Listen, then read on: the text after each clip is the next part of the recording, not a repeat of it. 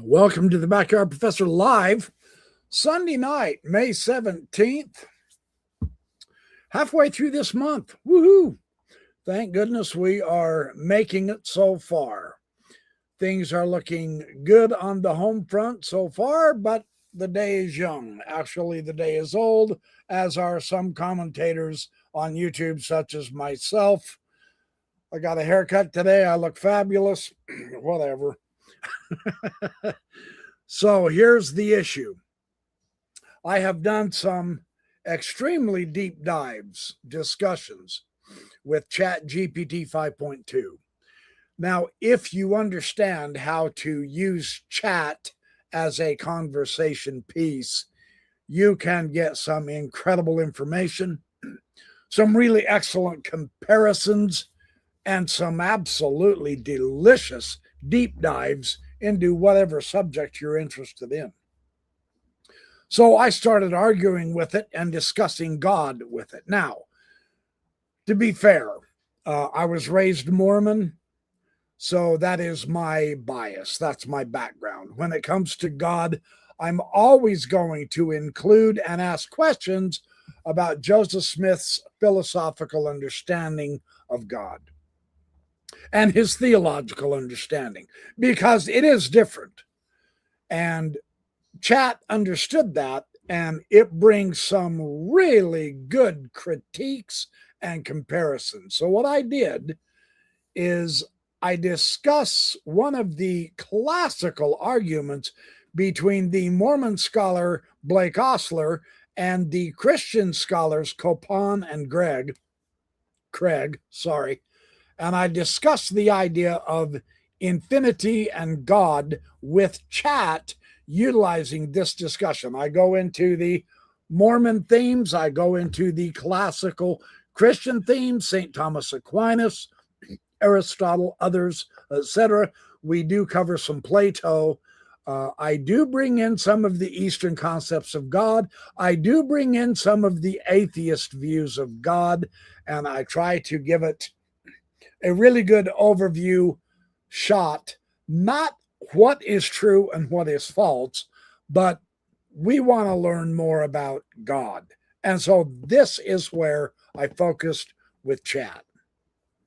It turned out to be an extraordinary discussion. I had to break off and open up new windows in Chat because it got so in depth. I asked it at one point, I said, if I was to print this discussion out, how many pages would I have? And it said 795. No, I will not read all those to you, at least not tonight. But I have an exquisite overview of all of this stuff. So welcome to the Backyard Professor Live. Let's get going. I think this is quite interesting. Now, if you want, I can, well, no, here, I'll do it this way. So I'm going to read what I told Chat and ask Chat, and then I will let you know when I ask it questions, and then I will read its answers.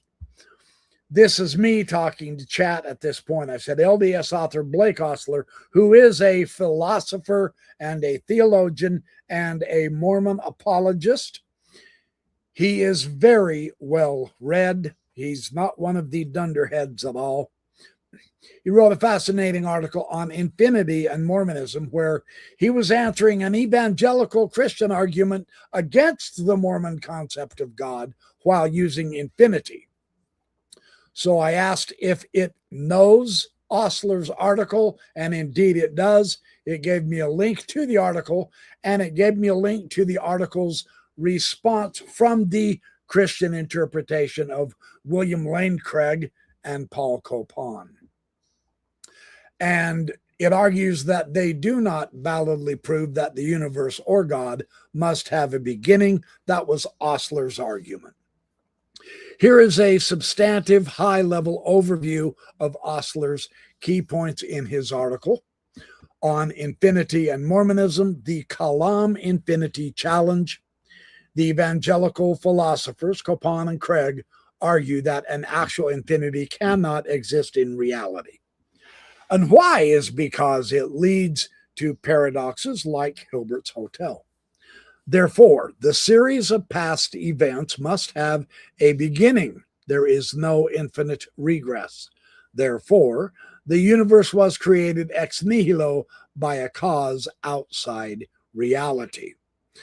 Osler's response to this is very interesting. There is a distinction between kinds of infinity. Osler begins by emphasizing that mathematics, that is George Cantor's theories on infinity, treats infinity consistently, and that Craig and Copon conflate different kinds of infinite. In actual infinities, a set can be infinite in size but complete. In other words, the set of natural numbers. Craig's objection assumes that all actual infinities are incoherent when inserted into reality, especially when you model them as built by successive addition. Osler argues that this conflation is faulty, especially when considering a universe with the past that simply always existed and was never created by adding moments one after another. The temporal series isn't necessarily built by addition, and this is a central part of Craig's second infinity argument that goes like this. You cannot form an actual infinite by successive addition.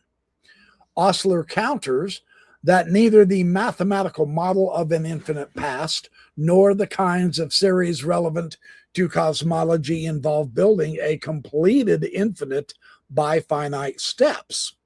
So, in other words, one can conceive of an infinite past without ever forming it first from a first moment, because it never began.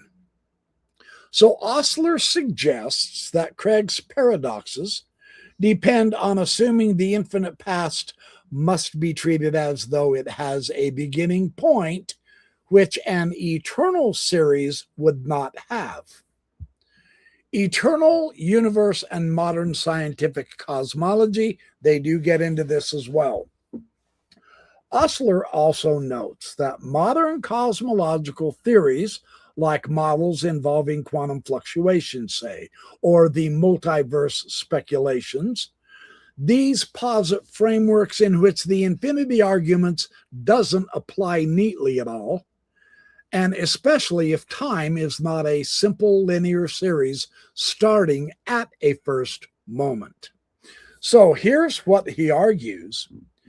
Neither infinity argument, impossibility of actual infinities, nor the formation of infinities by addition successfully eliminates the possibility that the universe or some ordered structure of events in time has no beginning.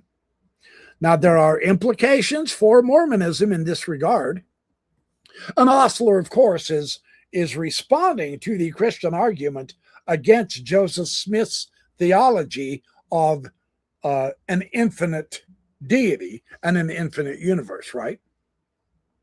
So Osler's essay is philosophical, and it's not explicitly Mormon doctrinal. And the implication is that the evangelical use of infinity arguments as a theological weapon against LDS theology, particularly its openness to an eternal universe or an eternal succession of intelligences, that Christian argument is unsound. There's no logical contradiction in a universe without a first moment, simply on the basis of standard infinity arguments. So Osler argues. And that's one of the reasons why Latter-day Saint scholars and apologists pointed to Osler's work in responses to the New Mormon challenge, especially where cosmology and infinity are invoked.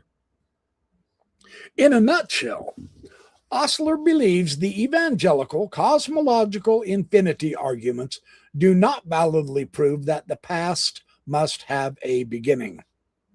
He argues that the mathematical and the philosophical treatment of actual infinities do not entail absurdities that force a beginning. Therefore, the Mormon theological openness to a non-beginning universe is not undermined by these arguments. And therefore, I asked it to summarize the other parts of Ostler's response to Craig and Copan. And they say this, they say, okay, what we have to understand is, oh, hey, I got to say hi to Tristan Jones. Good to see you. Oregon Sasquatch, good to see you. UFO Busters of Australia. Alana Young, hello. Hey, from Provo, good on you. You'll like this one. This will be a good one for you. Share this with all your friends, because I am sharing Mormonism and Christianity and the Eastern view of God with chat. So Ostler's response was broader than merely the infinite past is possible. What Ostler is trying to do in defending his faith is to dismantle an entire evangelical metaphysical framework. And it's this framework that has been used as a weapon against Mormon theology for decades. Now, the ideas in this framework that are most used are that God must be absolutely timeless, creation must be ex nihilo, that is, creation out of nothing, an eternal regress back into the past is impossible, and Mormonism collapses because it rejects classical creationism. The infinity essay is one part of a larger philosophical counterattack. The key thing to grasp is this. Ostler wasn't just defending an infinite past. He was defending a radically different conception of reality itself. And depending on how you look at it, you could see this as a positive reason to study Joseph Smith's theology, or you could just throw it out the window without understanding it all. I personally like to study it out, and that's what I did with chat, and I'm going to share some of that with you tonight. This is where it gets juicy and delicious philosophically. That's chat saying that. So, the larger evangelical Christian argument Ostler was responding to, like William Lane Craig and Paul Copan, argue roughly this. They say an actual infinite cannot exist. 2, therefore, the past cannot be infinite. 3, therefore, the universe began. 4, whatever begins must be created by a timeless, transcendent cause. 5, therefore, classical Christian theism is true. And the 6th point they make is Mormonism is false because Mormonism teaches eternal matter and eternal intelligences. Now, Ostler responds to every step in this chain. On his actual infinities cannot exist. This is the part we already summarized somewhat. Ostler essentially says the evangelical argument confuses mathematical paradox and intuitive discomfort and logical contradiction. Those are not the same thing. And this is enormously important. He argues that Hilbert's Hotel and similar examples are strange, but understand, just because something is strange does not mean it's impossible. Okay, that's fair. That's a massive philosophical distinction, because when you get into the study of infinity, you run into a lot of strangeness, because in some regards, infinity has its own internal logic that is actually truly coherent, but it is blatantly problematic and contradictory to regular finiteness. The rules of mathematics in infinity are not crossovered to finiteness, and vice versa. So an infinite set behaving unlike finite sets is exactly what set theory predicts. So here's how Craig approached this argument against the Mormon theology.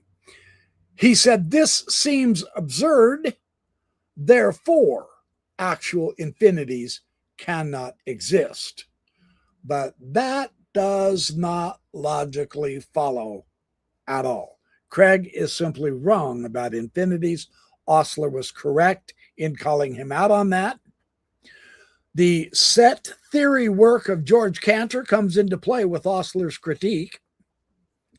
When he gets to the successive addition argument of the evangelical Christians, this is the heart of the debate, I think. Craig is going to argue this way. He says, you can't actually traverse an actual infinite number of moments to arrive here and now at the present moment. It is impossible to traverse an infinite amount of those moments. Osler's response is subtle and powerful. He says Craig is sneaking in a hidden assumption that the past is something that had to be completed, but an eternal past is never completed. It simply always existed. That's the crucial distinction. Now, Craig imagines a starting point, then infinitely many additions, and then you arrive at now. That's Craig's argument. So Osler says the objection misfires because the infinite past is not constructed. Very interesting. It is not formed. It is simply the structure of reality. This is actually very close to certain responses found in modern analytic philosophy outside of LDS circles also. So Osler's attack on creation ex nihilo came up next. And this is where things become deeply Mormon, at least philosophically. Traditional Christianity says God created reality from absolutely nothing. Osler argues that this doctrine has enormous philosophical problems. He raises questions like, if absolutely nothing existed, how could anything emerge at all? Why would nothing suddenly yield creation? Why should absolute non-being transition into being? He argues creation ex nihilo is not actually self-evident philosophically at all. In fact, he often suggests eternal existence may be metaphysically easier to conceive than absolute origination. That's a huge reversal. Say, instead of an eternal universe is impossible, Osler nudges toward absolute beginning may actually be the harder concept. This is one reason why LDS philosophers became interested in process thought and relational metaphysics, which I will get into here in a little bit. And this is actually a rather large philosophical intellectual movement within Christian circles, process theology, in some areas of Christianity now, thanks to Whitehead and Hartshorne. So Osler's relational view of God is interesting. We begin to see overlaps with Charles Hartshorne, who is one of the great process theologians. Osler argues classical theology often defines God in ways that undermine genuine relationship. Classical Christian theism often says God is timeless, he's immutable, he's impassible, he's pure actuality, he's outside becoming. But Mormon theology says God relates, responds, loves dynamically, experiences sequence, engages genuinely with persons. Osler here is arguing relationality is not a weakness. It is actually a higher form of perfection.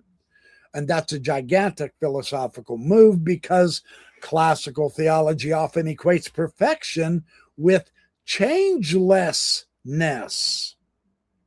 It's all complete, finished, and done. That's the classical Christian concept of perfection.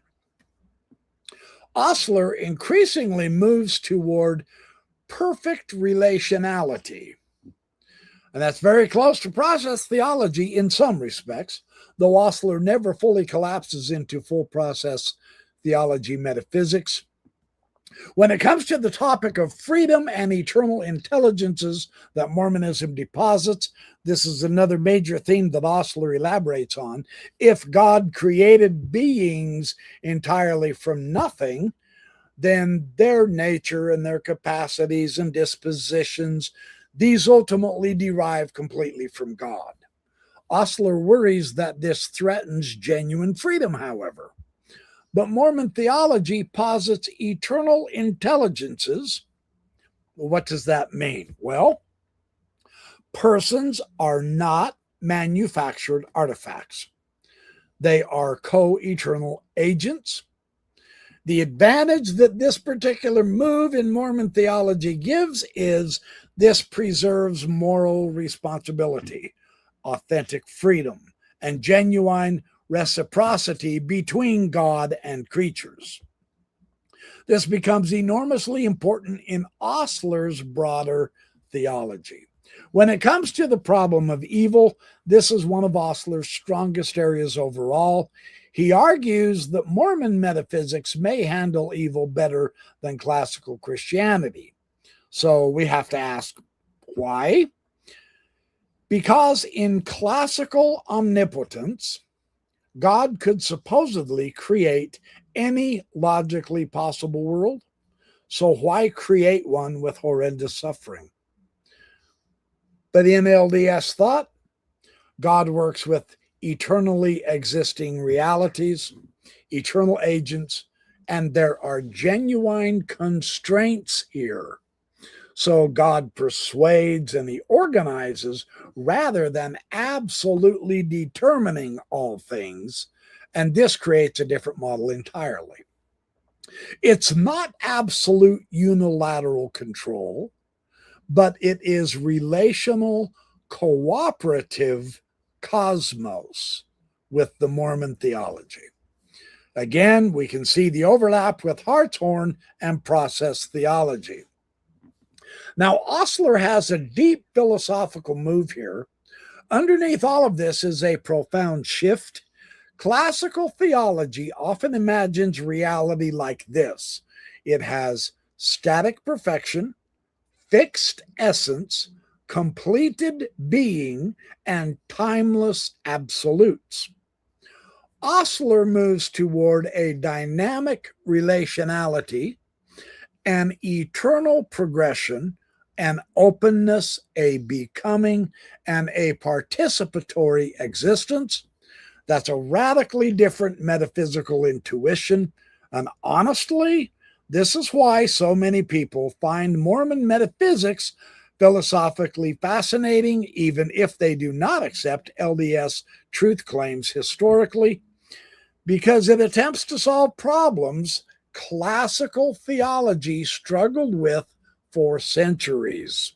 Freedom, evil, relation, becoming, divine responsiveness, eternal progression, infinity, personalism, things like that, see?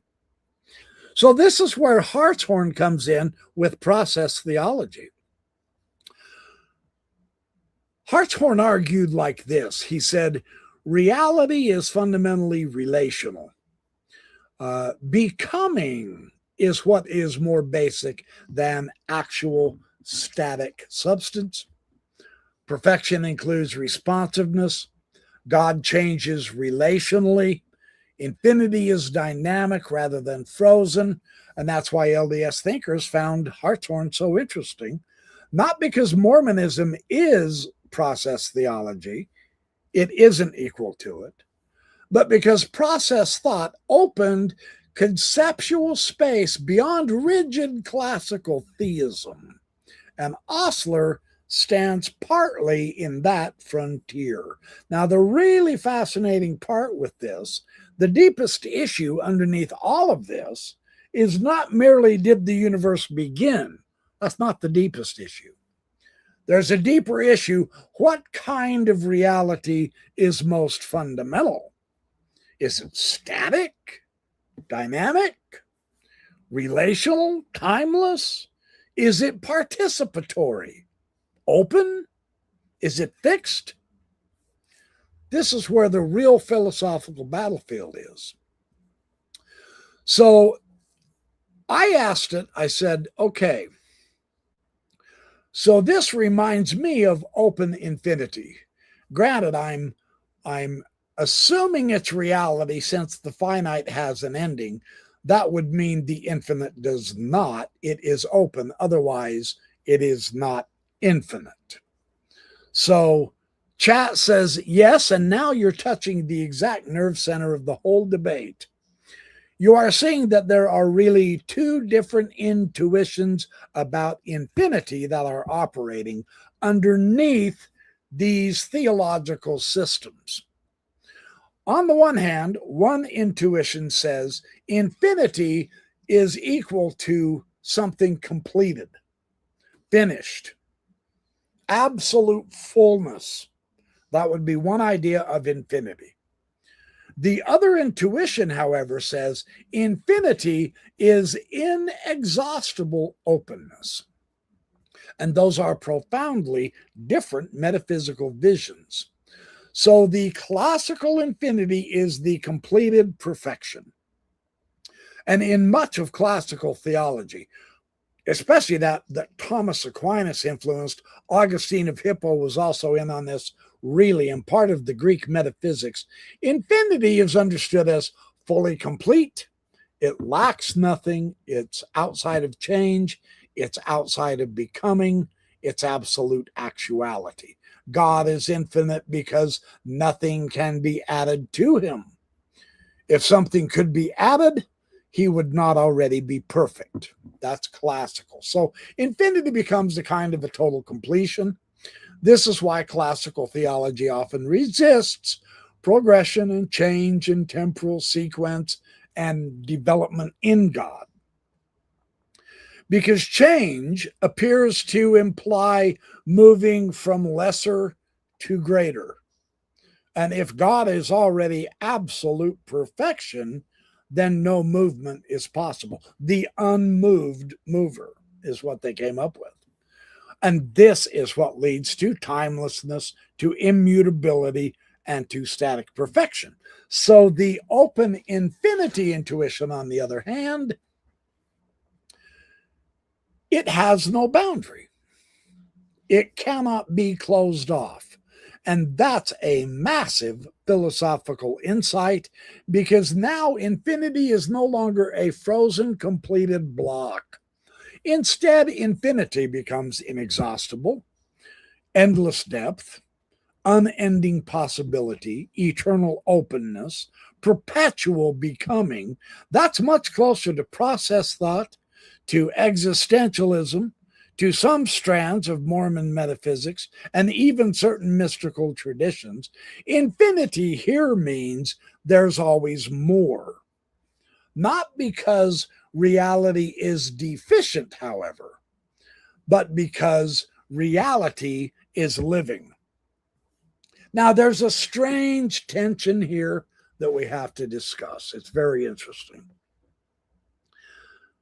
We immediately run into a paradox. And this is one of the, if you don't like paradoxes, infinity studies is not for you. Infinity is just paradoxical no matter what angle of it you study. And to me, that's its most fascinating, interesting aspect. If infinity is open-ended, does it ever become complete? And if it becomes complete, is it still infinite? That tension is enormous. Classical theology solves that tension by saying this. It says, God is already fully complete, timeless actuality. But open metaphysics says, reality may be infinitely deep precisely because it is never exhausted. Now, these are radical different modes of perfection. Here's how Hartshorne moved into this. Here's what he did. Here's why he is so important in this discussion. He argued that classical theology accidentally defined perfection too narrowly. The classical view is perfect means incapable of change. Hartshorne asks the question, why would responsiveness be an imperfection? Why would the ability to participate relationally be lesser? So what he does is he flips the model. For him, dead immobility is not greater perfection.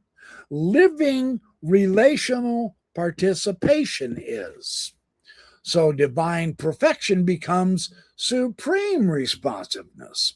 It becomes perfect participation. It becomes inexhaustible relation and eternal creativity, not static frozen infinity, dynamic infinity. And that is the essence of Hartshorne's version of process theology of infinity. And now I presented the open infinity idea to chat, and it said, your intuition here is actually very philosophically respectable. You're basically asking, can true infinity be closed? Because if it is closed, that is bounded, finished, totally finalized, if that's what infinity is, in what sense is it genuinely infinite? That's a real philosophical pressure point. Because completed infinity almost starts sounding finite in a strange way. It's settled, it's fixed, it's finalized, it's exhausted. Whereas open infinity preserves the inexhaustibility, the novelty, the emergence, the ongoingness. And that's why many thinkers feel drawn toward it existentially. It feels more compatible with consciousness, with creativity, with freedom and love and relation and lived experience. But there is a cost, and this is what makes this so interesting. Open infinity creates its own problems too, though, because then we have to ask, does reality ever achieve stability? Can truth itself change? Can identity persist? Can God still be ultimate even if God is in process? See, these are the questions classical theology actually feared. So both systems are trying to protect something important. Classical theology protects permanence and ultimacy, stability, transcendence, while open metaphysics protects freedom and relation and becoming and participation and creativity. And the entire history of theology is partly the struggle between just these two poles.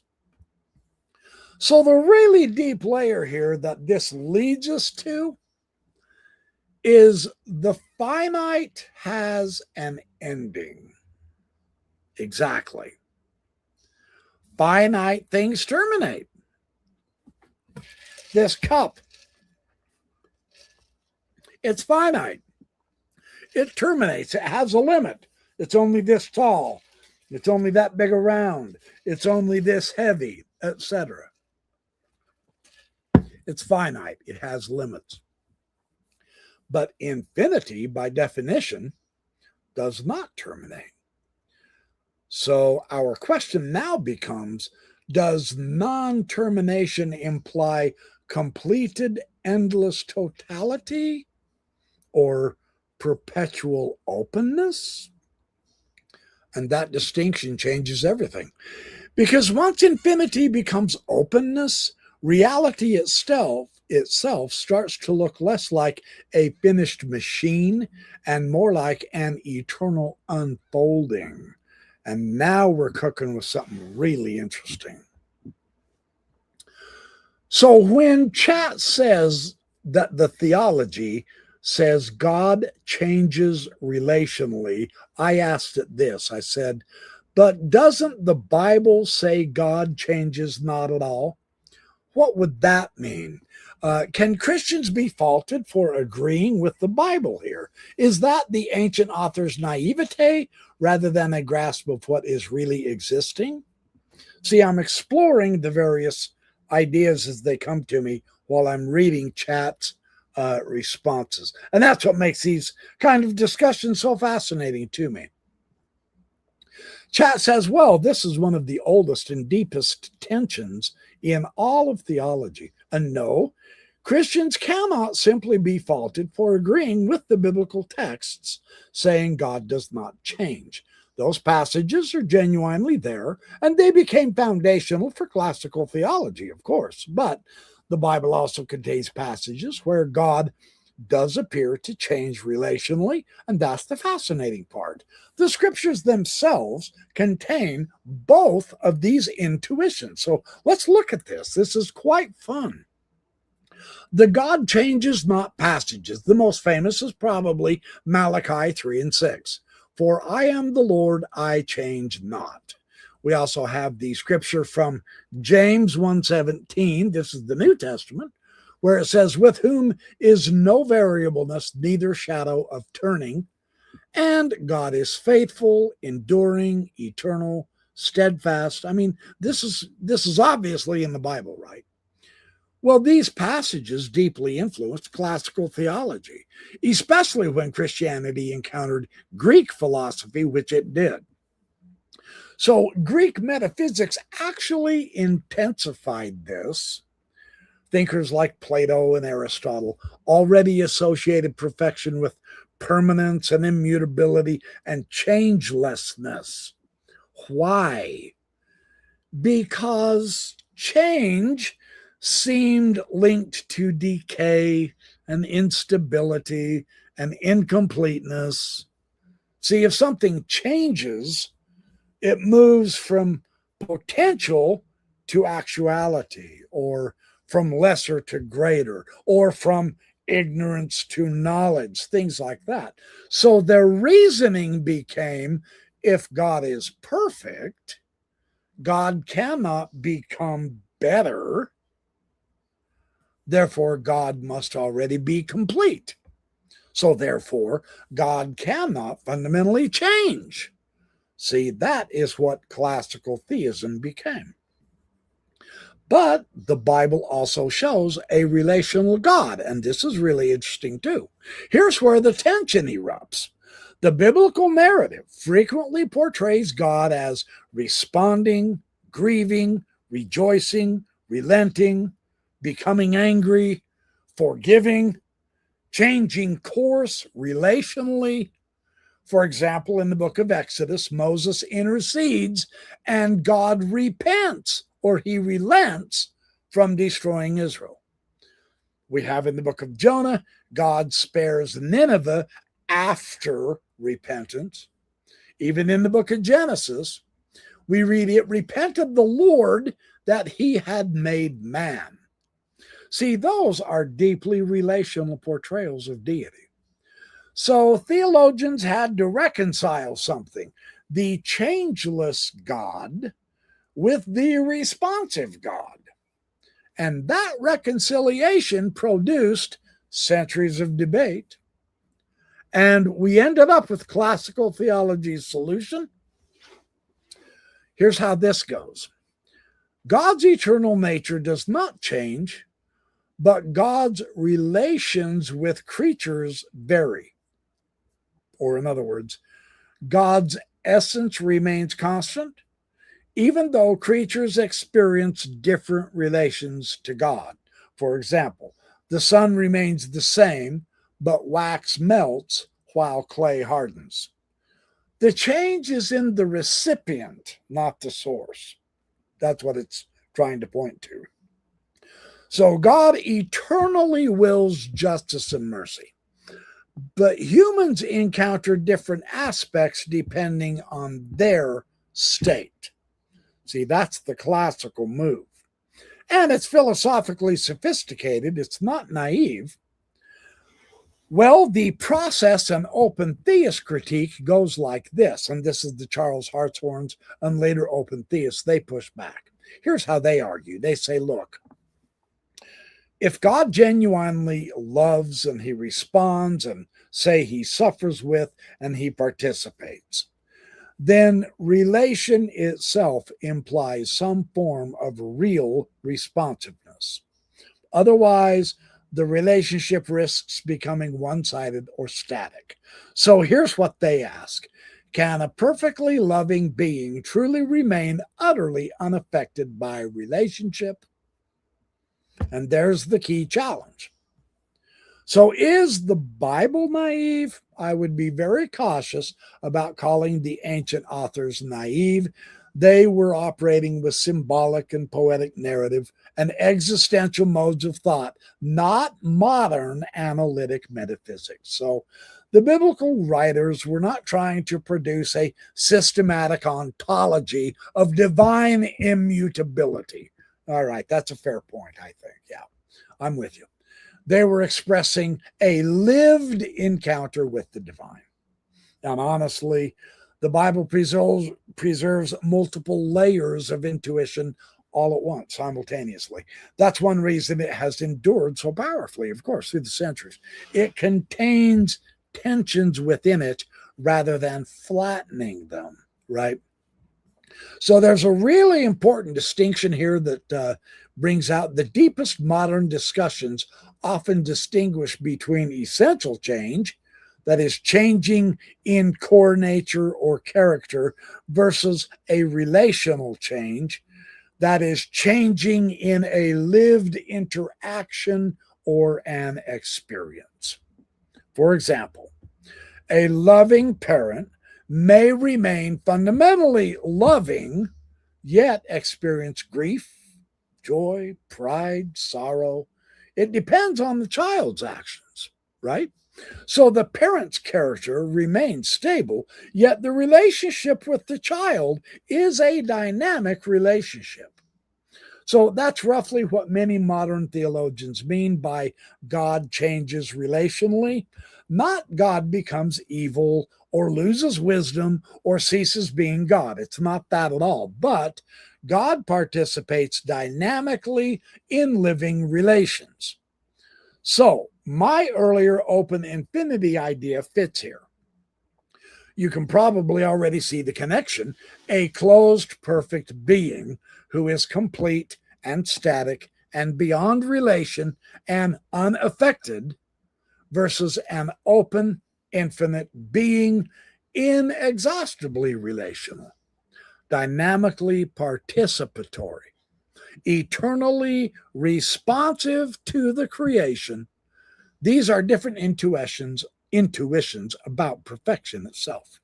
One says perfection excludes change. The other says perfect love may require responsiveness. So that's one of the central fault lines in theology and philosophy of religion. And honestly, neither side is intellectually trivial at all. This is still, interestingly, an ongoing discussion. So infinity is understood. Now I'm summarizing up one of Chat's ideas through Aquinas and Augustine of Hippo and Greek metaphysics. Infinity is understood as fully complete, lacking nothing, outside change, outside becoming, absolute actuality. God is infinite because nothing can be added to him. If something could be added, he would not already be perfect. So infinity becomes a kind of a total completion. That is why classical theology resists progression and change and temporal sequence and development in God, because change appears to imply moving from lesser to greater. And if God is already absolute perfection, then no movement is possible. And that's how we ended up with timelessness and immutability and static perfection. Now, here's what I said to chat on that idea. Okay, this was very much the huge argument in Mormonism between Bruce R. McConkie, one of the Mormon apostles, one of the highest officiators in the church, and the BYU professor Eugene England, where England was arguing God continues to learn, and McConkie called him in for apostasy, because if God didn't know everything, in other words, wasn't complete, then he could cease to be God, and something else could be more powerful than God, and that is simply impossible. So this was a very big discussion in Mormonism, and this is the same type of theological arguing that has happened with classical theism for centuries. It also happens within Mormonism. Here's what Chat said, and I love how it brings it in with classical theism. Yes, and what's fascinating is that this dispute inside Mormonism was really a collision between two different concepts of perfection, exactly like in classical Christian theology. That's the real fire underneath the argument. You summarized McConkie's concern very accurately. For Bruce R. McConkie, the logic was essentially, if God can learn, then there is something God does not yet know. If there is something God does not know, then God is not yet fully perfect. If God is not fully perfect, then God is vulnerable to surpassing. If God can be surpassed, then God is not truly God in the absolute sense. And this is extremely close to classical theological reasoning.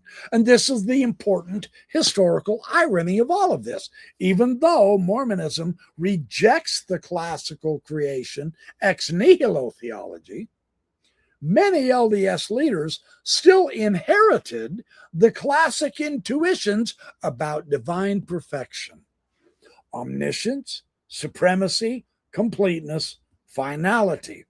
So McConkie's position actually sounds surprisingly close to aspects of Thomas Aquinas, of classical Christian perfection theory. Very interesting. Now, Eugene England had a different intuition. He leaned toward a radically different intuition, that relationality and growth, experience, eternal progression, they might themselves be part of divine greatness. Now, this intuition is much closer to process thought, much closer to open metaphysics, to dynamic infinity, and some interpretations of Joseph Smith's later teachings. England worried that a complete static God might become existentially distant or frozen, whereas a dynamic relational God actually participates and experiences, grows in relationship, and engages eternally. Now, there's a deeper philosophical problem here. Here's where this gets very profound. McConkie's model protects certainty, ultimacy, absolute sovereignty, and metaphysical security. England's model protects openness, participation, becoming, and relational vitality. But they clash because they define perfection differently. It's very interesting. McConkie's hidden assumption is perfection is the same as complete possession. Nothing lacking, nothing open, nothing unfinished. This is the classical absolute actuality model. And it's internally coherent. That's If God could gain something, then previously God lacked that something. So growth appears to imply imperfection, and that's the core argument. Now, England also had a hidden assumption, interestingly. He implicitly asks this question. He says, okay, what if perfection is not static completion? What if perfection is inexhaustible depth? Well, that changes everything. Now, growth is not moving from defect to adequacy at all. Instead, growth becomes eternal richness of participation. That's a radical different ontology. Now, the really important distinction here, and this is where the argument can kind of get muddled if we're not careful. Learning can mean very different things. For model A, there's a deficiency learning. I lacked truth, and now I possess it. See, that implies prior ignorance. McConkie rejects this absolutely for God. The second model is experiential deepening. Reality eternally unfolds relationally. This is closer to process and open models of theology. For example, a parent may fully know they love their child, yet the lived relationship deepens endlessly through time with that child, not because the parent was defective, but because relationship itself is inexhaustible. That's a very different notion of growth, isn't it? That's very interesting. Now, Joseph Smith complicated everything. And this is ChatGPT's assessment. I really was amused with this. Joseph Smith comes in and he complicated everything. And this is why Mormon theology becomes so philosophically volatile, right? So, and it's because he introduced themes like eternal progression and divine embodiment and eternal intelligences, and God once was as humans are, and humans becoming like God, stuff like that. Those ideas destabilize the static classical perfection models. Once progression enters the system, the question becomes unavoidable: does progression ever end? If it ends, is infinity closed? If it never ends, can perfection still exist? That's the metaphysical earthquake underneath this whole debate. And why this became so explosive? Because for McConkie, the danger was theological collapse. Because if God is still progressing, then perhaps God is not ultimate. Perhaps there are higher realities. Perhaps divine supremacy is unstable, and that threatens certainty, of course. But for England, a frozen, finished God threatens something else: aliveness, relation, eternal creativity, openness. So they were defending different existential versions of reality itself. And here's the wild part. This idea of open infinity is sitting right at the center of all of this. And here's why. Because the question becomes, is infinity complete total possession, or is it inexhaustible eternal depth? Those are not small differences, by the way. Those are two entirely different metaphysical universes. And honestly, the debate between McConkie and England is one of the clearest modern examples of that ancient philosophical divide erupting inside a living religious tradition, and therefore it's worth looking into, because it's the same issue, same story, that is still going on in classical Christian theology. Okay, now, and here's what I say. I don't think it has yet been solved, to be honest. David Paulson, another BYU philosopher, kind of touches on these ideas, as did Richard Hopkins in his book on Greek philosophy corrupting Christian scripture. And Chat says, yes, and that is an insightful observation. I don't think the tension has been solved either. It's been managed in different ways, to be sure, and it's been managed by different theological systems, of course, but not decisively resolved just yet. And you're right that thinkers like David L. Paulson and even Hugh Nibley, along with the broad LDS critique represented in works like How Greek Philosophy Corrupted the Christian Concept of God, and this is associated also with Hiram L. Andrus, God, Man, and the Universe, and the Melvin J. Ballard Traditions, all serious, wonderful LDS thinkers. We were circling precisely this issue. Did Christianity move from a dynamic Hebraic worldview into a static Greek metaphysical framework? That became a huge LDS interpretive lens. And here's the critique in a nutshell from the LDS position. Because Christianity, without question, completely embraced the Greek philosophical tradition and incorporated that into its theology of Jesus, of God the Father, of the Trinity, etc. The LDS critique that. Here's why. Here's how. It goes something like this. First, we have to understand the ancient Hebrew worldview. And it is relational. It's based on covenant. It's historical. It's temporal. It's narrative-driven. It is anthropomorphic. And it is dynamic. God walks, speaks, grieves, rejoices, remembers, responds. He enters history. Now, see, that's the ancient Hebrew version, the Old Testament.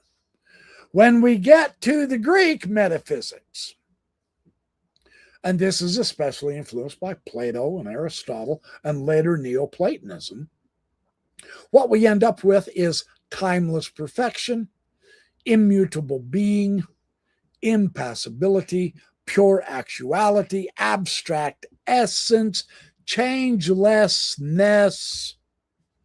And so how the LDS scholars argued is they said Christian theology gradually absorbed Greek metaphysical categories, and they reinterpreted scripture through the Greek metaphysics, not the Hebrew thought.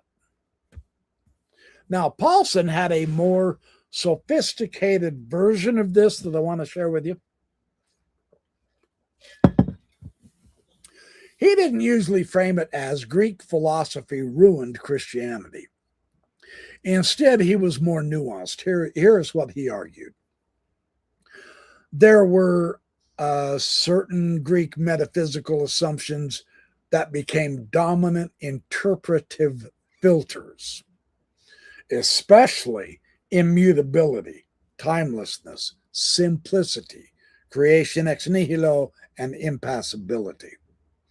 So what Paulson tried to show is that many biblical texts actually fit relational theism more naturally than classical metaphysics does.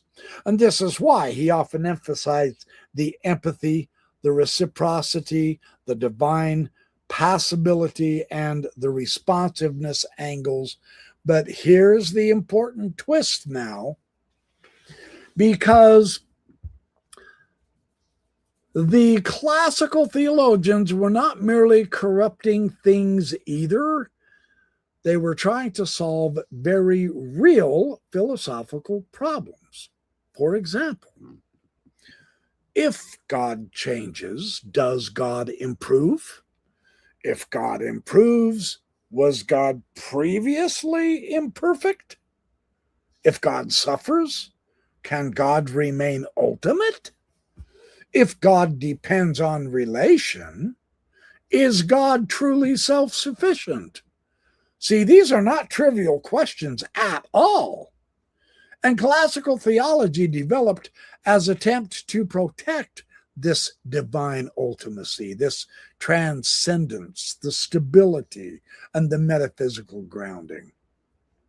So this wasn't simply bad Greeks distorted pure Bible religion at all. It was also Christian thinkers wrestling with very difficult philosophical tensions. Now, the really deep problem, though, shows up. And it may be that human cognition itself seems pulled between two intuitions at the same time. And we actually seem to need both of these. And that's what makes this so fascinating. The idea of stability. We long for permanence and reliability and grounding and ultimate coherence, right? But we also long for living relation because we experience reality as temporal and we do participate with one another. So it is participatory. It's unfolding, it's dynamic, it's relational. So theology keeps oscillating between being and becoming.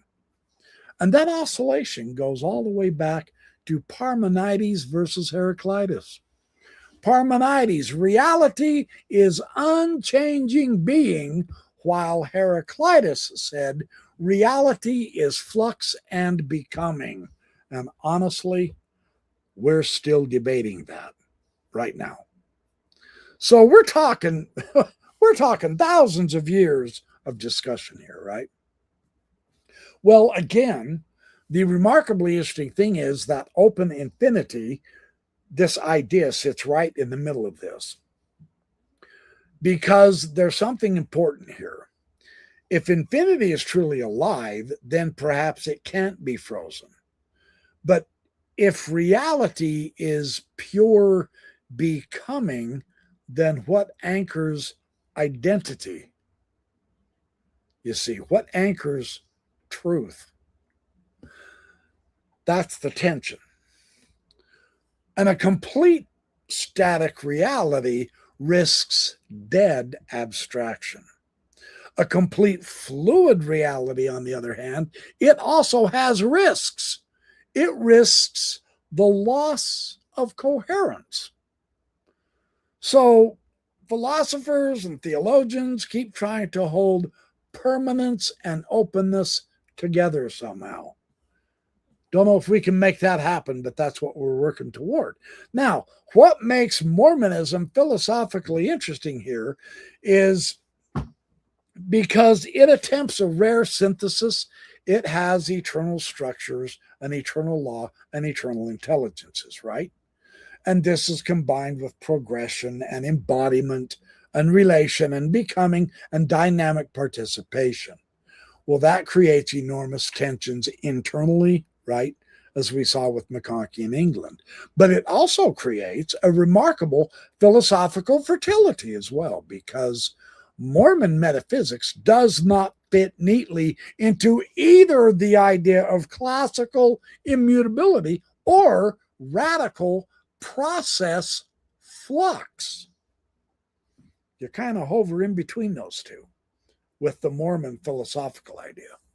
And that unresolved middle space is actually why thinkers like Osler and Paulson in England and others found it so philosophically rich. So here's my next question. I said, okay, so is the Christian philosophy on all this still working, or has it passed into something else now? Chat says, well, that's a huge question.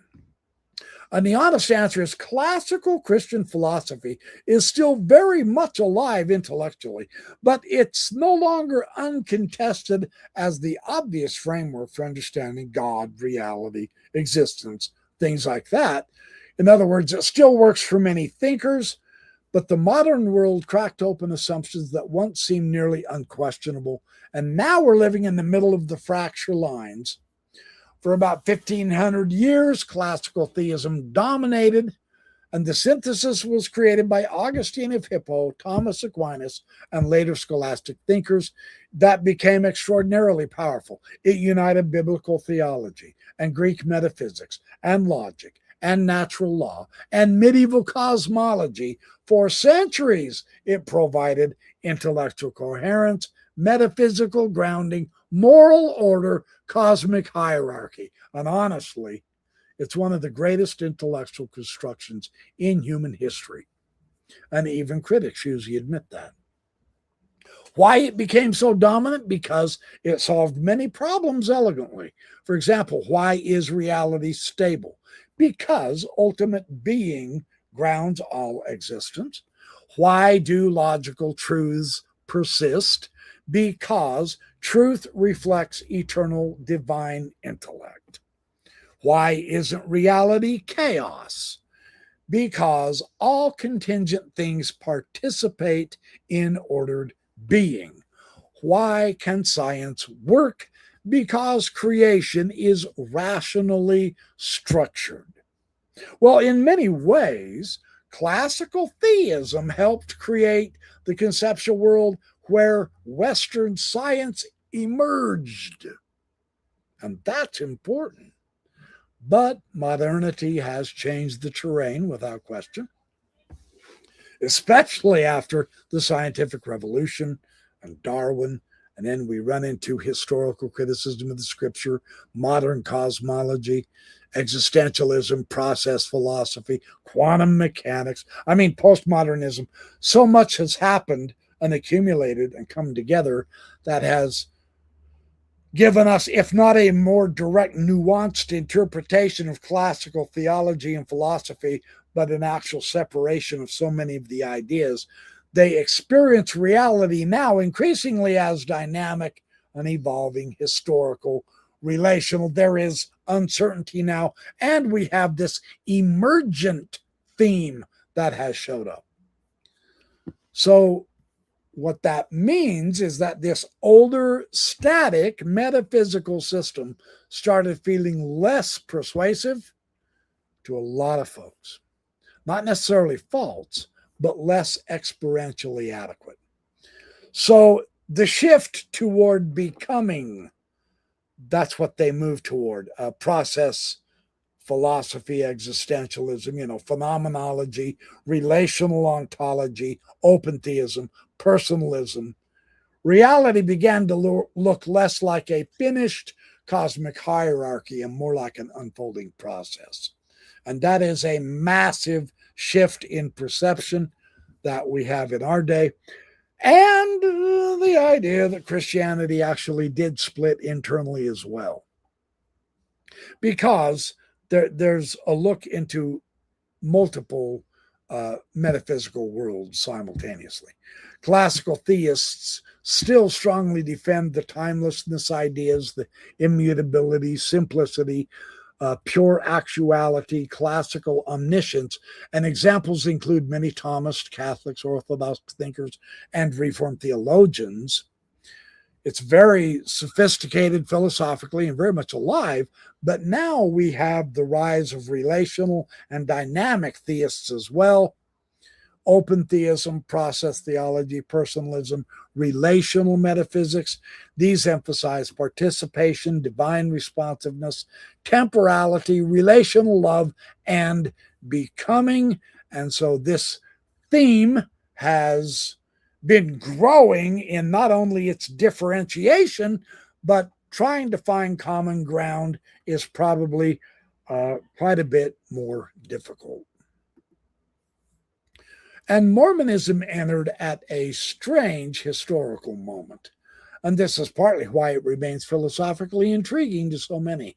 It emerged during the modern transition away from classical metaphysics. And many LDS ideas sound shockingly modern. You've got the embodied God idea, eternal progression, relational divinity, an open future. There's a dynamic cosmology. Worlds are created and worlds are destroyed. You have eternal intelligences. See, those ideas resonate more naturally with modern process-oriented institutions, but they do create tension around divine ultimacy and omniscience and metaphysical grounding and eternal hierarchy, the Trinity, etc. And that's why LDS theology still wrestles internally with these questions. Has Christianity, classical Christianity, passed into something else? No, not really. We could actually see it more like the monopoly shattered. For centuries, classical metaphysics dominated almost completely. Now we have multiple metaphysical models compete simultaneously all the time, and no final consensus has emerged. Here's the really interesting part, because what's happening right now isn't simply religion versus science. It's deeper than that. The real struggle is, what is reality fundamentally like?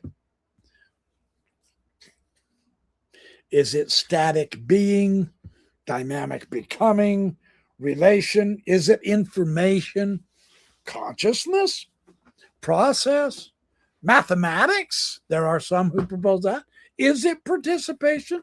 Is that what reality actually is? We're still trying to answer this. And every system pays a price. Now, classical theism does have some strengths. It does preserve transcendence, stability, ultimacy, metaphysical grounding, and objective truth. But critics say that it risks abstraction, distance, frozen perfection, impersonal divinity, and dynamic open systems have strengths.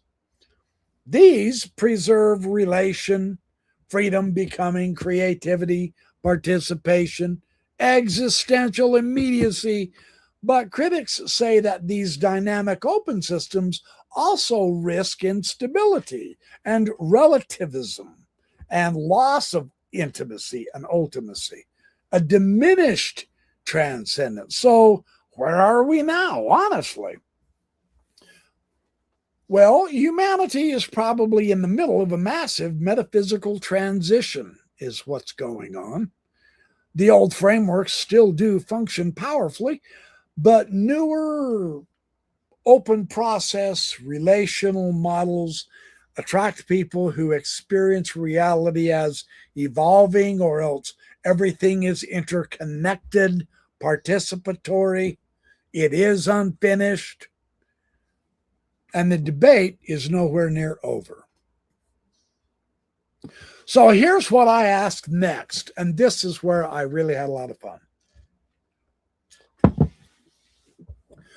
The omniproperties of God in classical Christianity, the omniscience, the omnipotence, the omnipresence, omnibenevolence, was one of the things the atheists had a heyday with, showing how they all contradicted each other. Are those still emphasized as much since the atheist critiques? And chat said yes. The omniproperties are still heavily emphasized in much of classical Christianity, but the atheist critiques absolutely force theologians and philosophers to refine and redefine, and sometimes partially retreat from older simplistic formulations that they had previously held. And some of the critiques were devastating against popular level theology, and especially against oversimplified omnipotence and naive omniscience, and internally consistent ideas of divine action. So what happened over the last century or so was not that Christians abandoned these properties of God. Instead, the concepts became more philosophically sophisticated and carefully qualified, and that actually did change the nature and character of the classical theology. So in this regard, the atheist critiques actually helped. They didn't hinder. So the classical omni model, omniscient is all-knowing, right? Omnipotent is all-powerful. Omnipresent is present everywhere. And omnibenevolent is perfectly good. In popular religion, these became absolute, unlimited, maximized in every conceivable sense. My God is bigger, more powerful, and better than yours, is how it seemed to play out, right? Well, once that starts getting probed, these concepts rigorously, then the tensions appeared. And here's some of the famous problems. Can God create a stone so heavy he cannot lift it? If yes, God cannot lift it, then he's not omnipotent. If no, then God cannot create it. He's not omnipotent. Now, most philosophers today, of course, think this is partly a language problem, but it exposed a deeper issue. What does all-powerful actually mean? Can God do contradictions, logical absurdities, impossible states of affairs? Modern theology usually answers no. God cannot make square circles or married bachelors or 2 + 2 = 5 because those are not things. They are incoherent descriptions. So omnipotence got redefined more carefully, right? Now, what about omniscience versus free will? This one's fun. This became enormous, actually. If God infallibly knows the future, can humans genuinely choose otherwise? If not, is freedom an illusion? This problem exploded in modern philosophy. Different responses emerged. The classical solution is God exists outside time and sees all moments simultaneously. Molinism is God knows all possible choices creatures would freely make. Whereas open theism says the future is partly open even to God because free choices are not yet realities to be known. And that was revolutionary. Now, when we get to omnipotence versus evil, this remains probably the most emotionally powerful critique. If God is all good and all-knowing and all-powerful, why does horrific, unnecessary suffering exist? That's the classical problem of evil. And honestly, it hit classical omni-theology extremely hard. And especially after Auschwitz, genocides, modern warfare, natural disasters, and children suffering. Many modern theologians felt older answers sounded emotionally insufficient. Well, of course, this led to massive, reconsideration. Let's relook at all of this. Now, that didn't mean atheism necessarily, however. They revised the omni concepts. Process theology. Thinkers like Alfred North Whitehead and Charles Hartshorne argued, well, maybe God's power is persuasive rather than coercive, meaning that God influences all things perfectly, but does not unilaterally determine all events. And what this particular stance does is that does preserve freedom and relation and genuine becoming, but it weakens classical omnipotence. But maybe that must be necessary to do. In open theism, for instance, they argue that maybe the future is partly undetermined. So God knows all possibilities perfectly, but future free acts are not yet fixed facts. And this preserves real freedom, dynamic relationship, divine responsiveness, stuff like that. But classical theologians often accuse this of diminishing omniscience. But maybe that needs to be diminished. Maybe our own craving for absolutes and totality is what is wrong, and we have simply been placing our own needs onto God as being fulfilled. In other words, maybe we've been making God too much in our image instead of vice versa. Now, Mormonism has an interesting position here too. And again, it becomes philosophically interesting because Mormon metaphysics already naturally weakened some of the classic omni-absolutes. eternal intelligences, eternal matter, genuine agency, progression, relational divinity. Mormonism could sometimes absorb atheist critiques more flexibly than rigid classical systems. The problem of evil changes dramatically if God does not create beings ex nihilo. If freedom is genuinely co-eternal, if reality contains eternally existing agents and laws. Granted, it doesn't solve evil, but it restructures the debate. That's how that works. So, are the omni attributes still defended? Yeah, they really are, especially among Thomists and analytical philosophers of religion, classical Protestants, Orthodox theologians. And they become sophisticated. People like Alvin Plantinga and Eleanor Stump, Brian Leftow and William Lane Craig, they produce very advanced defenses. So classical theism hasn't collapsed as such, but it's lost the sense of being philosophically untouchable. I'll put it that way. That's a good way to do it. Now, the really deep shift here is the atheist critiques exposed something rather enormous. The omni properties often pull in different directions at the same time. Maximal power and maximal freedom. Maximal goodness and maximal foreknowledge. Genuine relationship. Well, those don't always fit together neatly at all. That realization forced theology into much more careful metaphysical analysis. So today, here's what we basically have. There's three broad tendencies that we see today.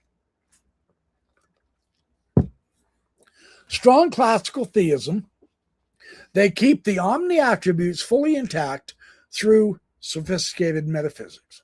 The modified classical theism retain the omnis, but they reinterpret them relationally, and the relational open process models reconstruct God around relation and participation rather than around absolute unilateral control.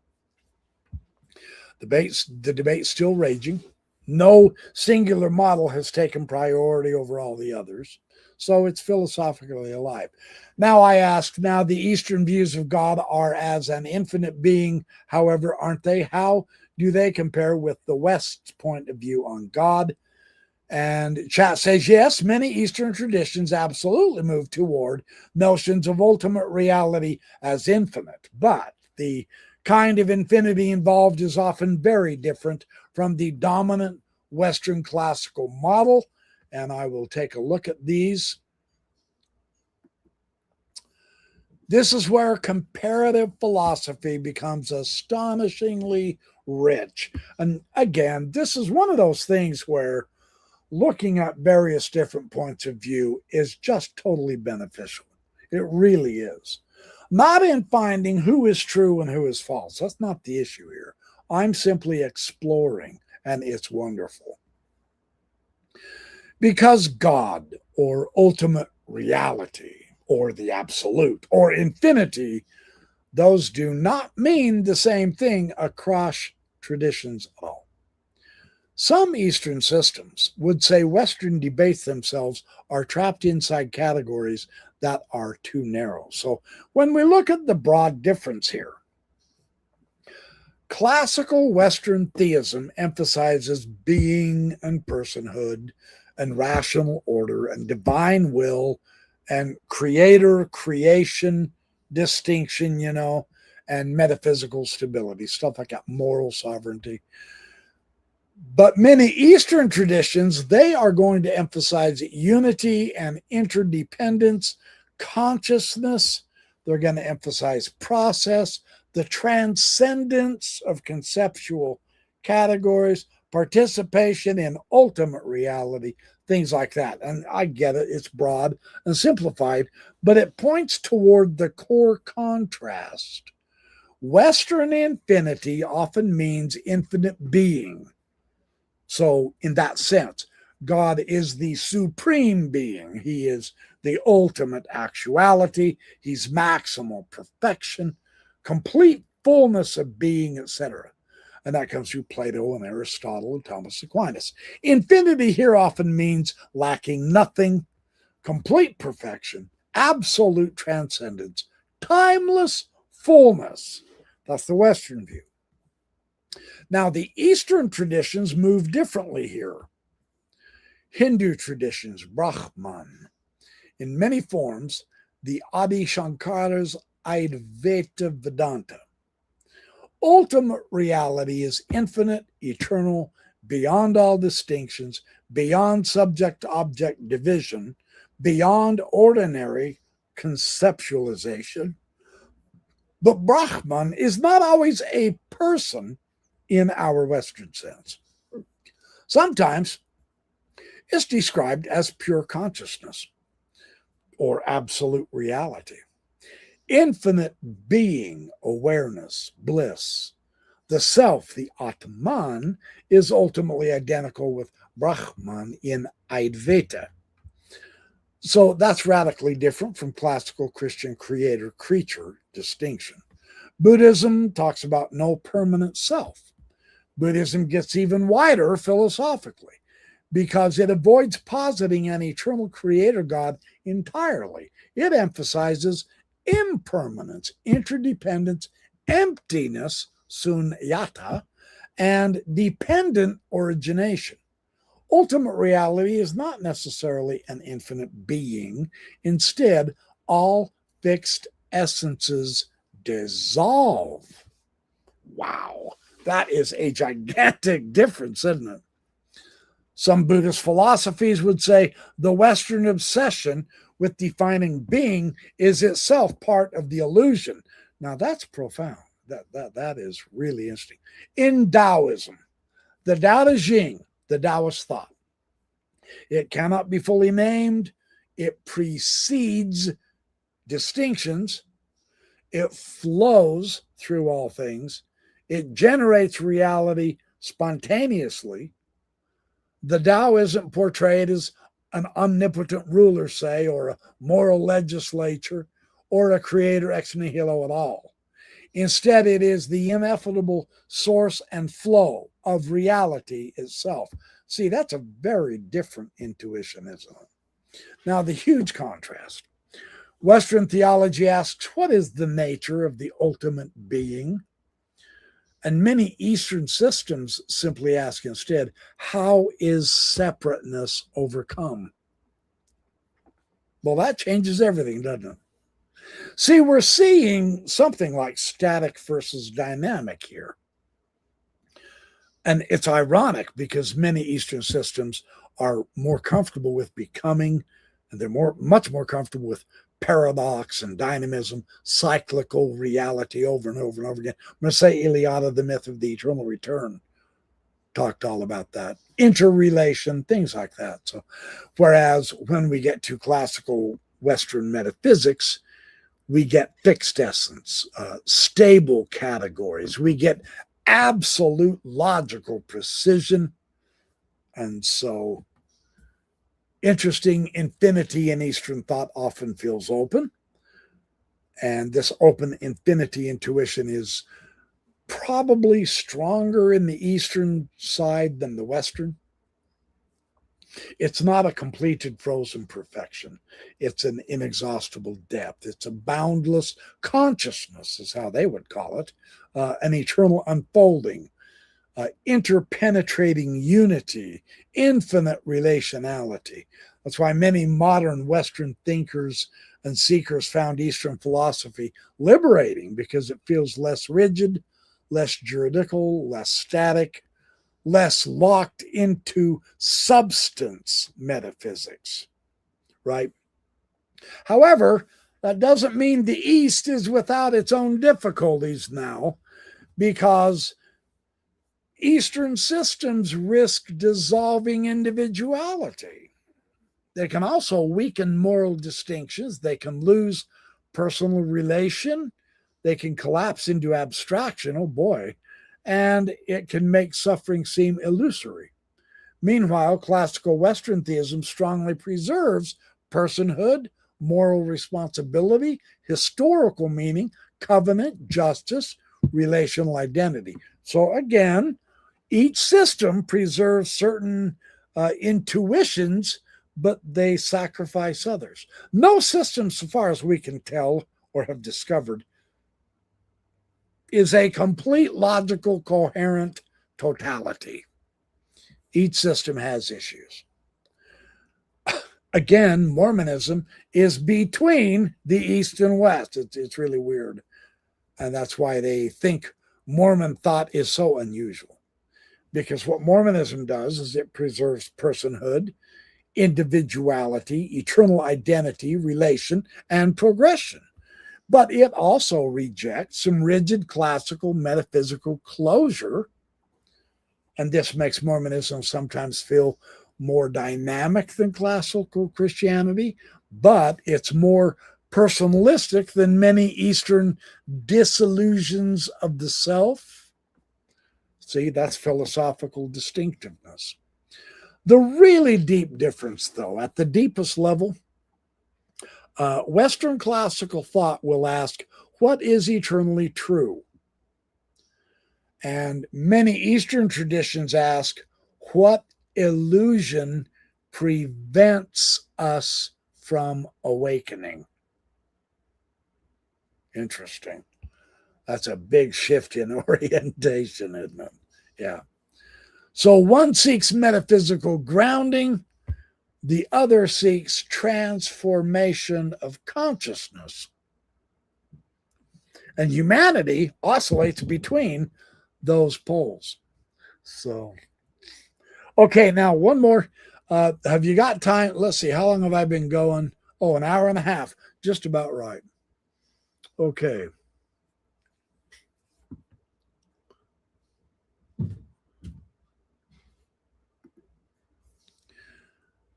Am I right? Here's what I ask. Am I right to think that while atheists, such as the New Atheism, have done us a favor in showing us many of our assumptions about God are weak, but even if they have refuted every God we know about as humans, this still isn't proof that God doesn't exist. Only our models of God are faulty. I mean, there still may be a God we know nothing about at all. Is that a mistake on my part on that angle? And here's what chat said.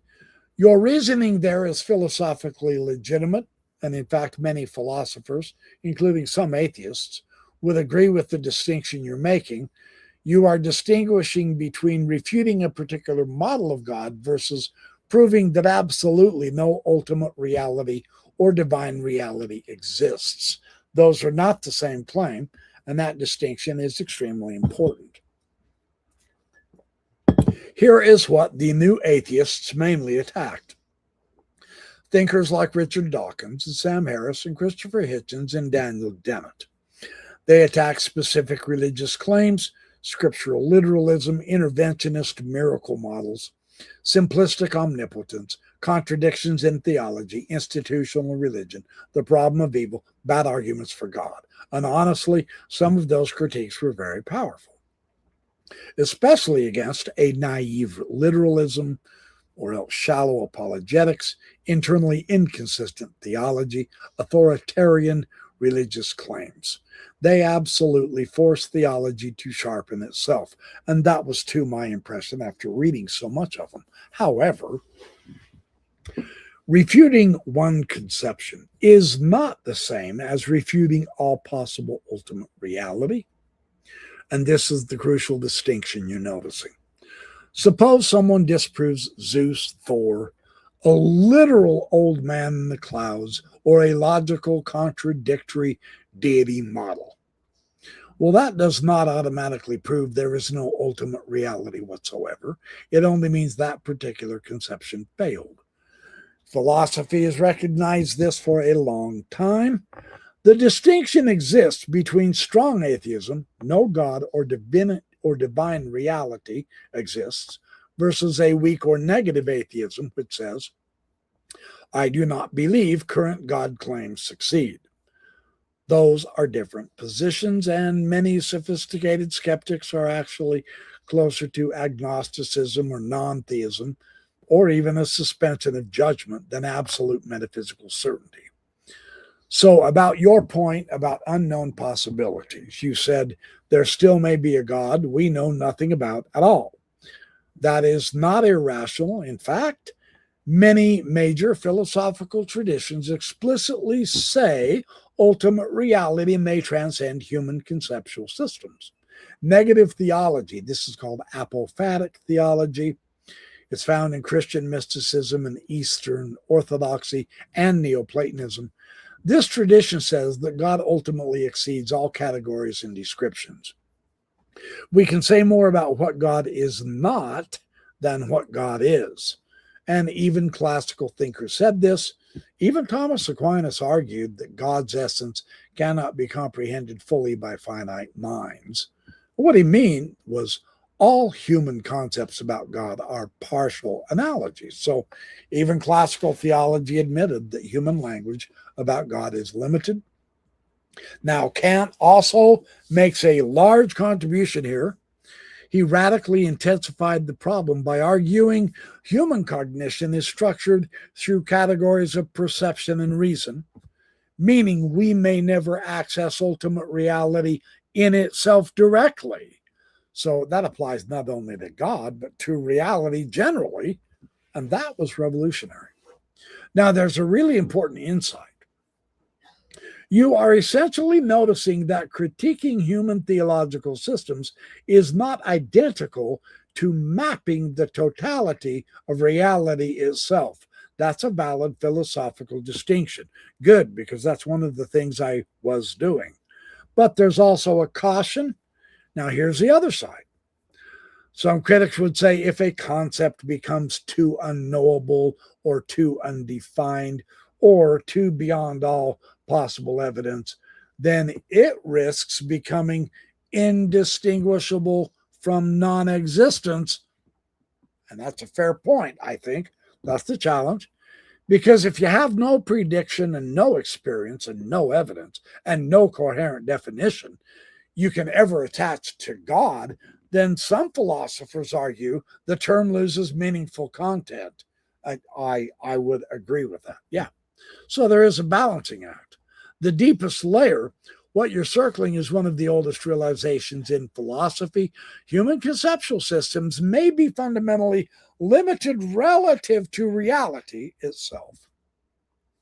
That possibility has appeared in mysticism, existentialism, in Kant, apophatic theology, phenomenology, Buddhist philosophy, even modern physics discussions.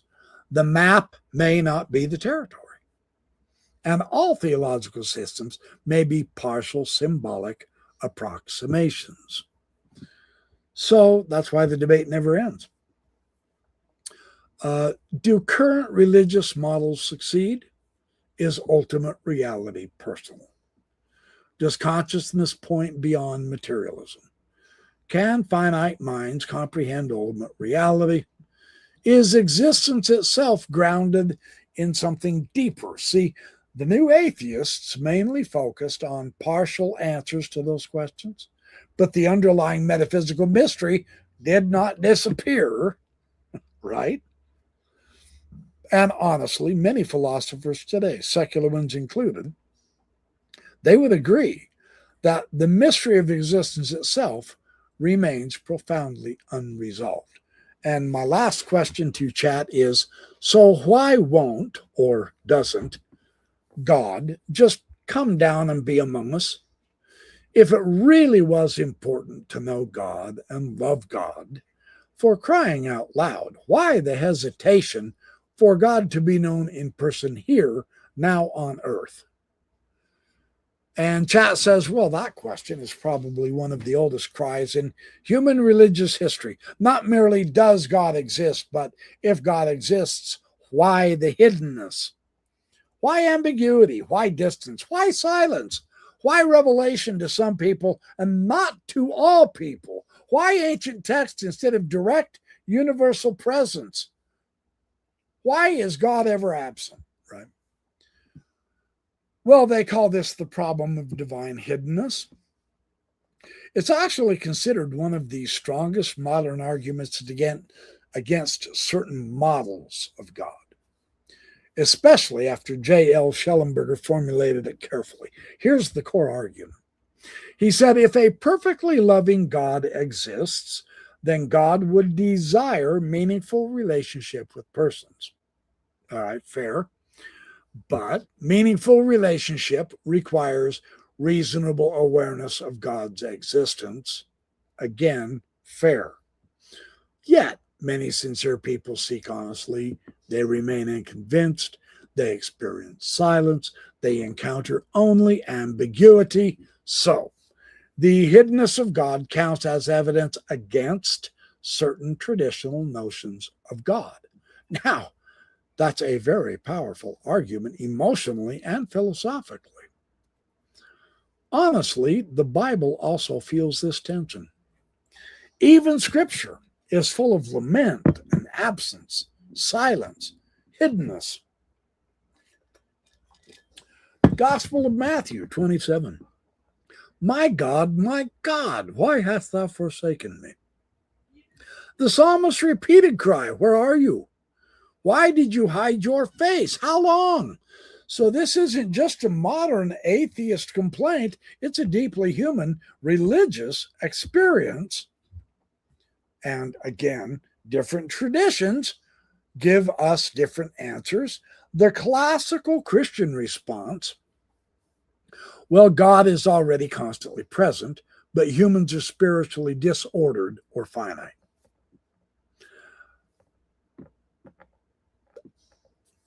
The problem is not absence of God, but limitations of perception. And God can't help that be better, is my immediate response. This is not a satisfactory response to me personally. And this often becomes sin, ego, distraction, finitude, fallen cognition. See, it's our fault. But God made us this way. Can't he make it so that we're better able to be in his presence? See, mystics across traditions often say, God is hidden not because God is absent, but because ordinary consciousness is clouded. So why won't God just uncloud it, see? And then you have the free will defense, another common argument. If God appeared overwhelmingly and undeniably, human freedom might be compromised. To which I say, who gives a flying flip? So what? So let it be compromised. I mean, they might obey from fear or coercion or inevitability rather than love. So hiddenness preserves the authentic freedom, the moral development, and the genuine seeking. However, critics do respond. They say, well, surely God could reveal himself clearly without annihilating freedom. And that criticism has force, yeah. You also have soul-making theories. Thinkers like John Hick, he argued that ambiguity may be necessary for spiritual growth. Yeah, it could. A world with uncertainty allows courage and trust and moral struggle and existential development. Yeah. All right, from birth all the way to your death, you still don't know anything about God. A fully obvious God might remove the conditions for growth. Again, some find this meaningful, others find it unsatisfying.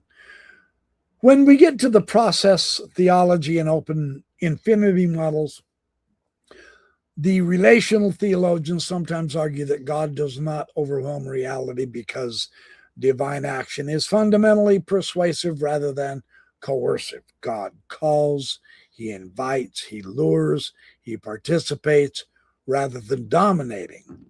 Well, okay, I'm ready for God to start calling, inviting, luring, and participating. What the hell is the holdup? That might be someone's response, right? This does create a universe with genuine openness. The mystic has a response. They frequently say God is not absence. Rather, humanity expects the wrong kind of presence. That's interesting. We expect an object or a visible being, some kind of external proof or a spectacle. All right, fair.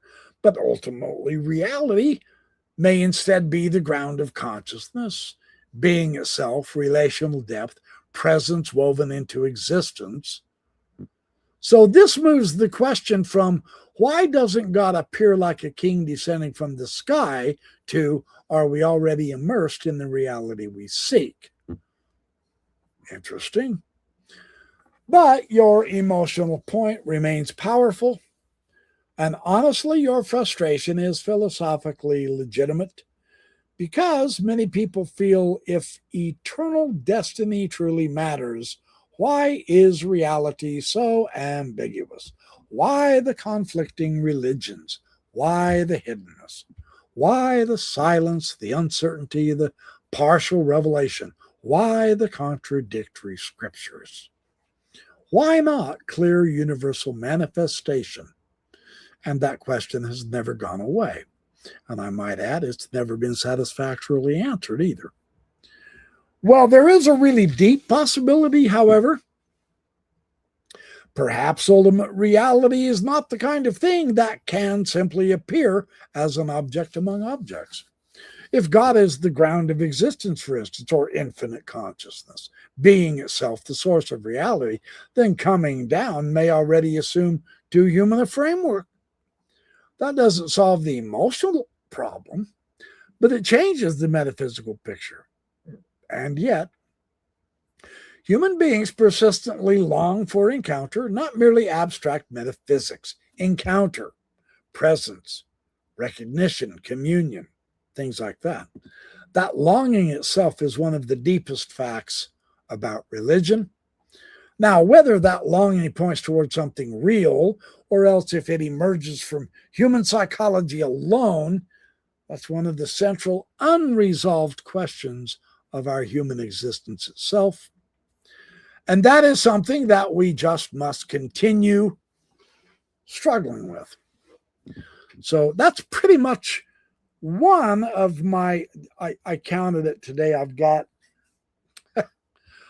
like a dozen deep dive discussions that I've had on various different aspects of God. This one was more of a generalized overview, actually. Some of the deep dives go truly deep. If you are interested in that, let me know in the comments to this. Hit the like and subscribe and share this video with others if you think they're interested.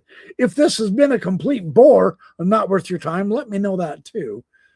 For me personally, this type of intellectual / spiritual discussion, investigation, I personally like this kind of stuff.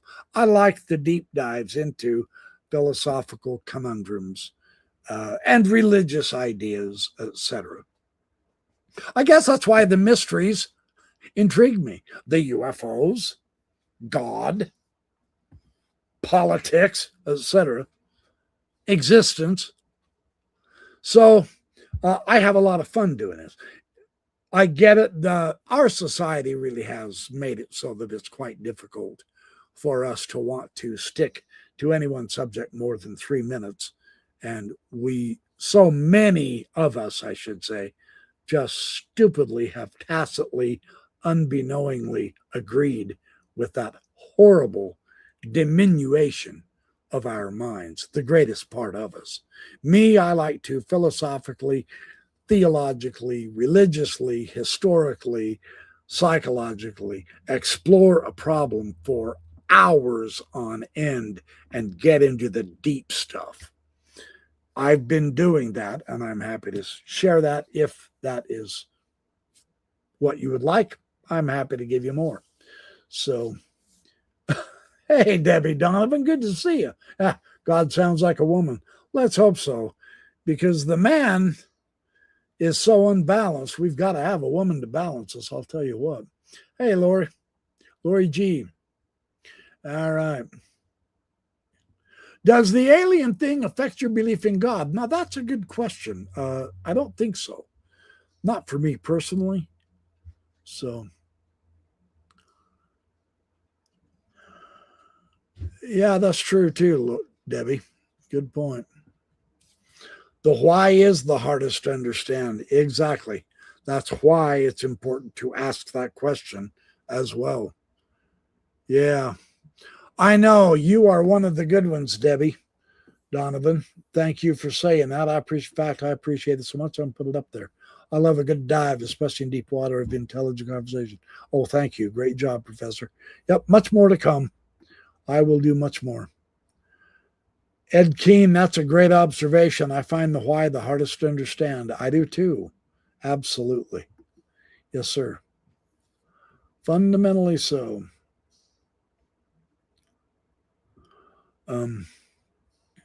All right.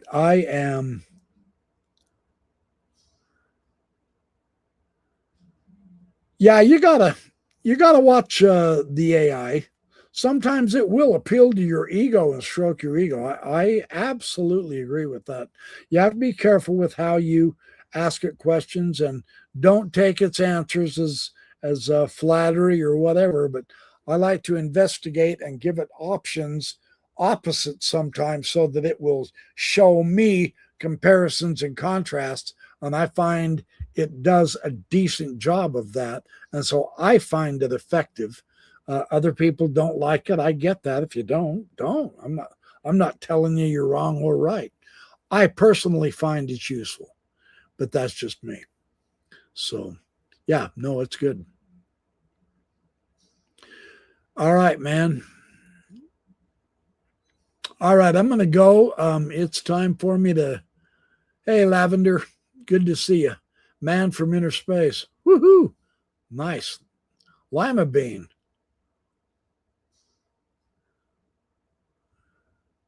Why does, hey, that's a good question. And I've actually talked about this with chat. This is one of my deep dives, you guys. No joke, if you like this subject.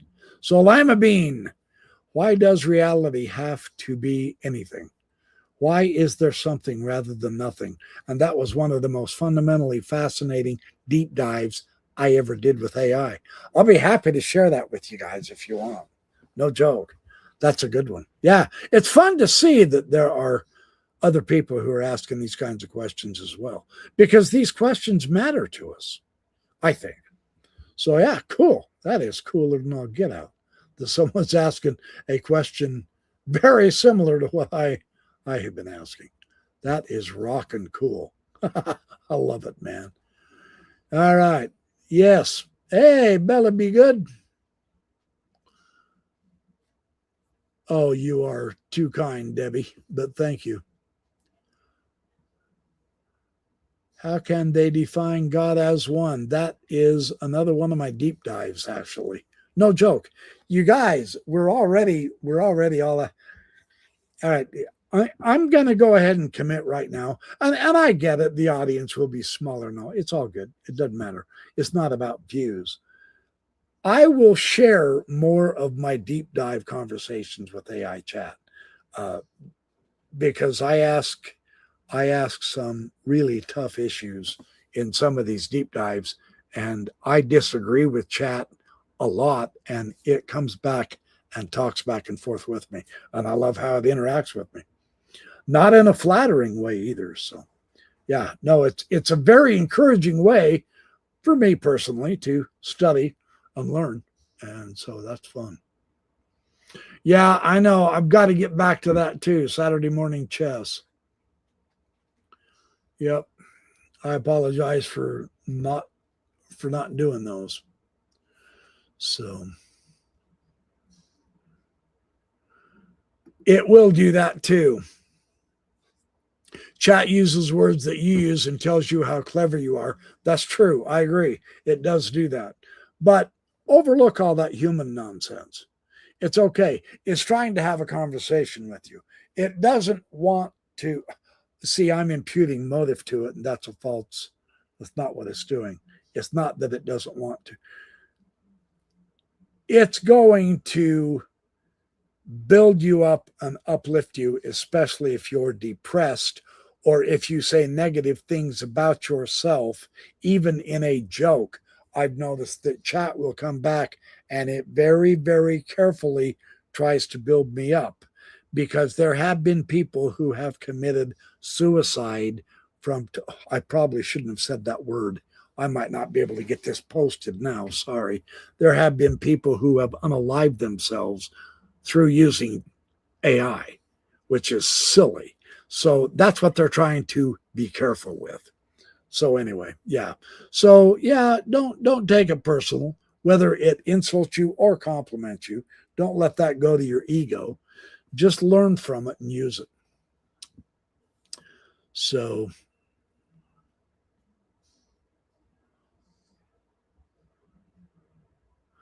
very good. I'm going to agree with you, JB 91678. Our science models on many things are just plain wrong, or should I say incomplete, and at times wrong. Absolutely. But they themselves also say that and agree to that. But it's the best that we have at this point. So yeah, and understand that models themselves are not reality. The map is not the territory.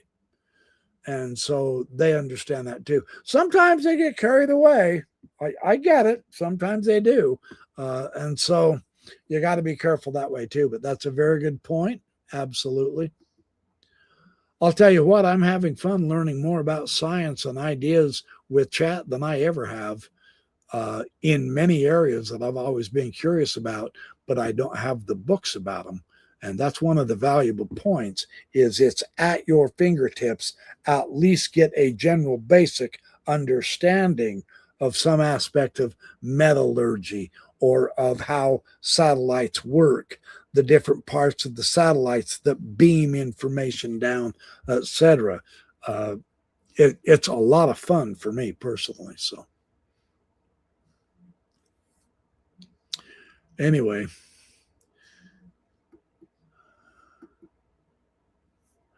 All right, you guys, thank you for spending some time with me. I asked AI last week about the Bible. Bible is a manual to humanity. Yeah, I asked it about that. I asked it about that a lot too, about the Bible. It's pretty good with the Bible. I asked it about some of the Hebrew and Greek also, and it does explore stuff. You can also ask chat to look online in Bibles online, and it will do investigations also so that it can get really seriously into the Greek and the Hebrew. No joke. It'll go through lexicons and dictionaries and translations, etc. It's a really good tool once you learn how to use it and tell it where to look. Well, I'll give you a general hint with the AI.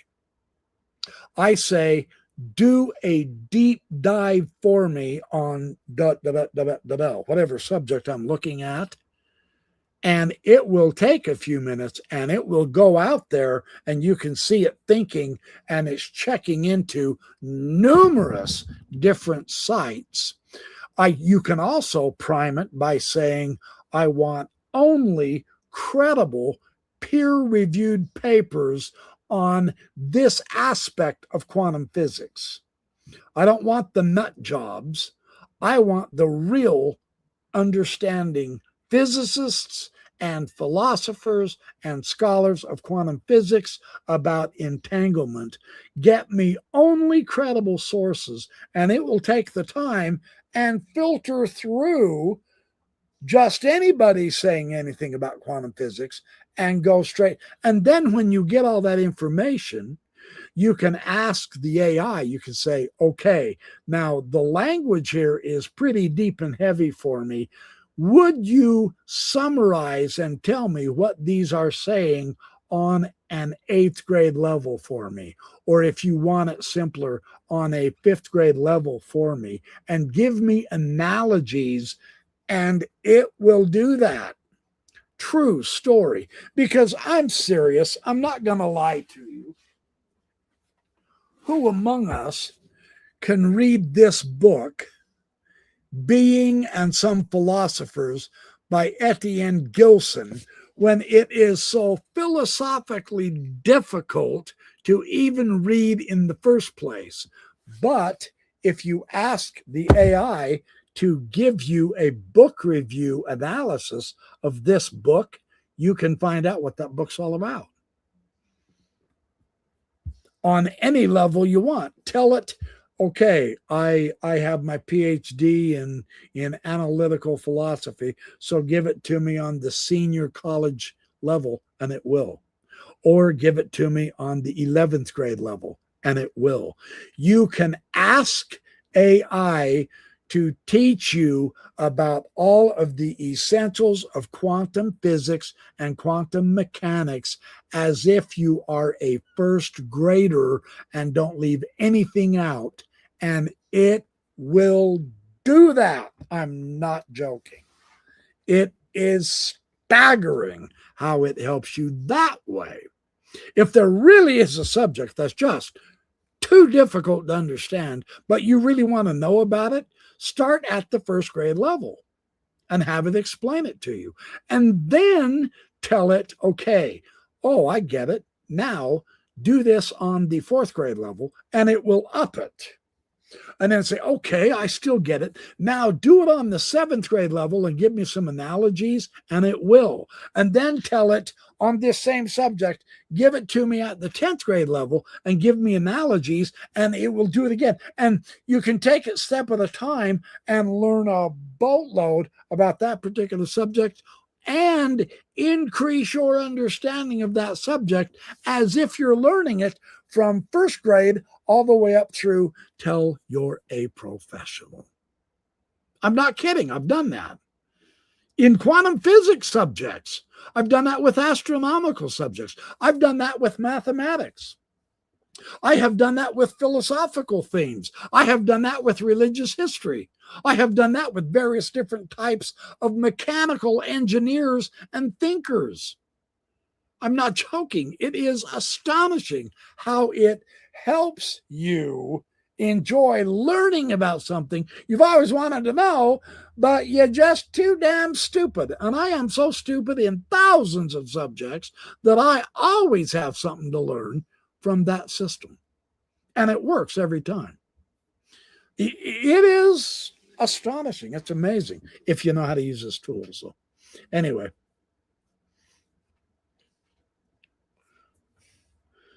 Yeah, there you go. Nice. Thanks for sharing that. Bella Be Good. It definitely helps me with my adult autism disorder. Absolutely it will. No question. That's cool. That's fun.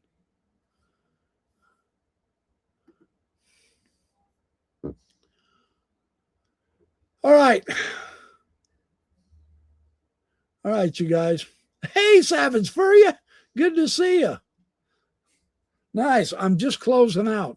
I don't know if you've been here earlier or not, but it's okay. It all records it. So I personally enjoyed doing tonight. I get into some pretty good depth for you, but I've got other deep dives I'll do later at another time. Yeah, I like that too. That's the right approach, Jocelyn. The spiritual world is large and diverse. That's what makes it so much fun to explore. Yep. So anyway, there you go. Daniel Foster, Deep Dives Beyond Psychology here. Yeah. All right. Absolutely. Amen, brother. Yes, sir. Yes, sir. Fundamentally so. Yeah. No, you're good, Savage. Yeah. Yeah. Come back and watch. You can watch as many times as you want, and I'll have much more to you also. So, yeah, it's kind of fun being able to interact with you guys a little bit. All righty. Well, thank you. Good to see you as always. Appreciate your comments in my videos too. I appreciate all you guys' comments. That does help the algorithm for whatever, for whatever reason.